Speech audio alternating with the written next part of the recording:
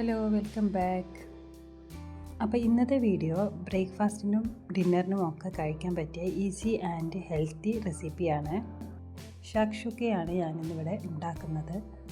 പേര് കേൾക്കുന്ന പോലെയൊന്നുമല്ല, ഇത് ഉണ്ടാക്കിയെടുക്കാൻ വളരെ എളുപ്പമാണ്. അപ്പോൾ ഇതെങ്ങനെ ഉണ്ടാക്കുന്നത് നോക്കിയാലോ. അതിനായിട്ടൊരു പാന് സ്റ്റൗവിൽ വെച്ചിട്ടുണ്ട്. ഇതൊന്ന് ചൂടായി വരുമ്പോൾ ഇതിലേക്ക് കുറച്ച് വെളിച്ചെണ്ണ ഒഴിച്ച് കൊടുക്കുന്നുണ്ട്. കുറച്ച് വെളുത്തുള്ളി ഇതുപോലെ ചെറിയ പീസസായി കട്ട് ചെയ്ത് ഒന്ന് വഴറ്റിയെടുക്കുക. വെളിച്ചെണ്ണ ഉപയോഗിക്കുന്നതിന് പകരം ബട്ടർ ഉപയോഗിക്കാം കേട്ടോ. ഒന്നങ്ങ് വഴന്നതിന് ശേഷം ഒരു സവാള ഇതിലേക്ക് ഇട്ട് കൊടുക്കുന്നുണ്ട്. ഇതും ഒന്ന് വഴറ്റിയെടുക്കുക.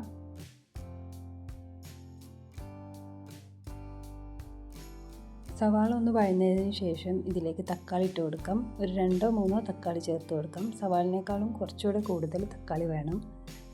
ഇതിലേക്ക് 1 ടീസ്പൂൺ മുളക് പൊടി, 1/2 ടീസ്പൂൺ മഞ്ഞൾപ്പൊടി, 1/2 ടീസ്പൂൺ കുരുമുളക് പൊടി കൂടി ചേർത്തിട്ട് ഒന്ന് വഴറ്റിയെടുക്കാം. ആവശ്യത്തിനുള്ള ഉപ്പും കൂടെ ചേർക്കണം. ഇനി ഇത് ഒന്ന് അടച്ചു വെച്ചിട്ട് 3-4 മിനിറ്റ് വേവിച്ചെടുക്കണം. അടപ്പൊന്ന് തുറന്ന് നോക്കാം. ഈ തക്കാളിയൊക്കെ ഒന്ന് ഉടച്ചെടുക്കാം.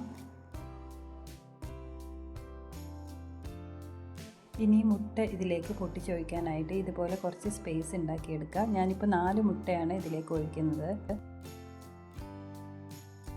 4 മുട്ടയും ഇതുപോലെ പൊട്ടിച്ചൊഴിക്കുക.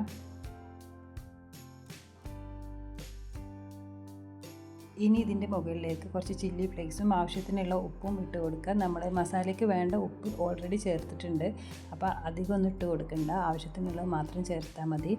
പിന്നെ മുകളിൽ കുറച്ച് മല്ലിയില കൂടി ഇതുപോലെ കട്ട് ചെയ്ത് ഇട്ട് കൊടുക്കാം. ഇനി ഈ മുട്ട ഒന്ന് അടച്ച് വെച്ചിട്ട് വേവിച്ചെടുക്കണം. അത് ഒരു 3-4 മിനിറ്റ് കൊണ്ട് തന്നെ ആയി കിട്ടും.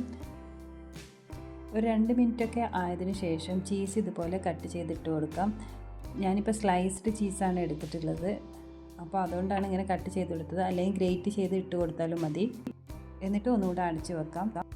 ചീസ് മെൽറ്റ് ആയതിനു ശേഷം ഈ അടപ്പ് തുറക്കാം. ഇപ്പോൾ ഇതാ ചീസൊക്കെ നന്നായി മെൽറ്റ് ആയിട്ടുണ്ട്. ചീസ് ഇല്ലാതെ ഇത് ഉണ്ടാക്കാം. ചീസ് എന്തിൻ്റെ കൂടെ ഇടുമ്പോൾ കുറച്ച് കൂടുതൽ ടേസ്റ്റ് കിട്ടുമല്ലോ, അപ്പോൾ അങ്ങനെ വേണമെന്നുള്ളവർക്ക് ചീസും ചേർക്കാം. ഇനി ഇതുപോലെ 4 പീസസായി കട്ട് ചെയ്യാം. ഇത്രയേ ഉള്ളൂ, ഷാക്ഷുക്ക റെഡി ആയിട്ടുണ്ട്. നമ്മുടെ കയ്യിൽ ഒറിഗാനൊക്കെ ഉണ്ടെങ്കിൽ ഇതിന് മുകളിലൊന്ന് സ്പ്രെഡ് ചെയ്ത് കൊടുത്താൽ മതി.